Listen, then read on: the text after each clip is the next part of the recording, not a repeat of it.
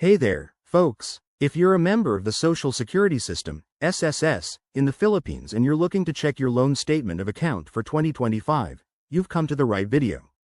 This quick guide will walk you through the process step by step, making it super easy to stay on top of your finances.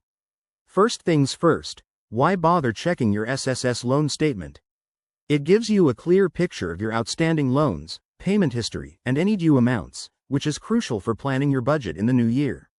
To get started, make sure you have your SSS online account set up.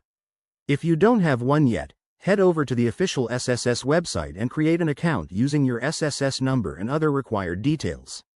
Once you're logged in, navigate to the My SSS portal. This is your dashboard for all your SSS-related activities. Next, look for the Loans section on the menu. Click on that, and you'll see options for different types of loans you might have. Select Loan Statement of Account, or something similar. Remember, the interface might have slight updates for 2025, so keep an eye out for any new features. Once you select it, you'll be prompted to choose the specific loan type if you have multiple ones. After that, hit the View or Generate Statement button.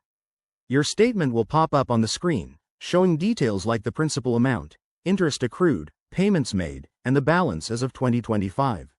You can even download it as a PDF for your records. Pro tip: always double-check the information for accuracy and report any discrepancies to SSS immediately. And that's it, you've successfully viewed your SSS loan statement. This process is straightforward and can save you a trip to an SSS branch.